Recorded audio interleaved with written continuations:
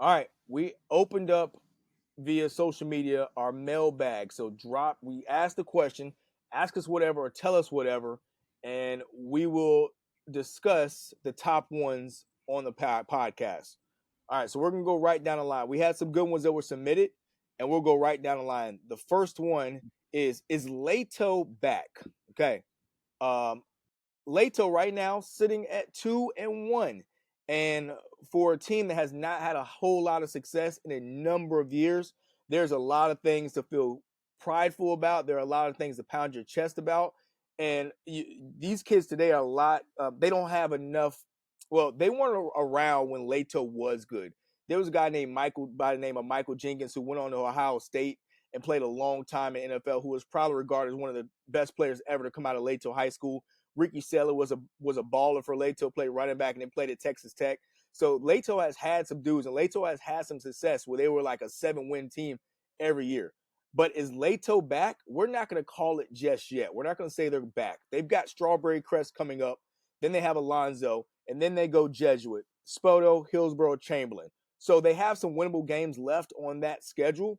But I'm not going to say is Leto back because that would mean Leto needs to be a 7 or 8 win team this year. And I'm going to say not just yet, but we are rooting for the Falcons to continue the success. All right, on to the next question. Countryside will beat Clearwater. Okay, that was a question that came in on a Thursday, and the result was 56-6 in favor of not Countryside. So we're going to X that right there, and we're going to leave it right there. Countryside got hammered by Clearwater 56-6, and the statement was Countryside will beat Clearwater, and we see that was not the result. All right, Matt, I'm coming to you. Yes, sir. Brandon has some underrated guys! Exclamation point. They got one guy that's underrated. I think that their QB. His name is Quishan Brown. And as a QB, you need to have a good O line. You might need some good wide receivers to really make some plays. So he hasn't really been able to shine much. But I just saw in the highlights he had a big run last week. I saw him in the spring. He was throwing pretty well. He can play, but he needs some help, Brandon.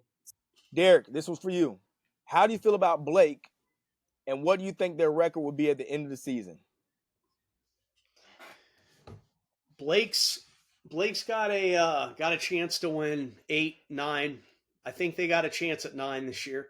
I will tell you, they got a matchup next week, one of the tradition-rich games in the area. If I had, again, I don't like to go to games, but if I did, I go to Blake Middleton next week. It's a game in this area. If you're from the area, there's some tradition behind this game that's truly special. And so I think next week's going to be a hell of a game. So I look forward to seeing that game. But I think they've got a chance to go 8, possibly 9 wins this year. I really do. But that game next week against Middleton, it's going to be a heck of a game. A lot of energy. And I'd like to be at that game, quite honestly. Matt, coming at you. This was a statement made, big exclamation point at the end of it. East Bay is not as good as last year. I thought they had a good team last year, but I think they're just as good this year. They've been able to kind of recover. They're 2-0. They beat Middleton 38-6, and they beat Sickles. I think their winning streak ends this Friday. They play Riverview, a good Riverview team. We were just talking about their quarterback at Riverview. I think Riverview is going to give them their first L of the season. Besides that, they could possibly, they're going to go and play Spoto, Chamberlain, Leonard. I think they're going to have about the same record as they had last year. So they're going to be about the same as they were last year. East Bay went 10-2 last year in the big season under Coach Gottman. All right, so last mailbag question that came in. Matt, we're going to stick with you. All right, here we go. And this is a exclamation point. So here goes the statement. Durant is going 10-0 this season. They're going to get stopped by Sumner. I'm going to be at that game too. I think Sumner is going to give them what they've been asking for. Their schedule isn't.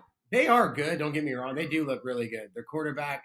I think you showed a highlight of their defensive end making some big plays. But I think that Sumner team is tough, man. So to go 10-0, that's going to be a tough one. So we'll see what happens there. All right. Thank you guys. What a great podcast. Another great show.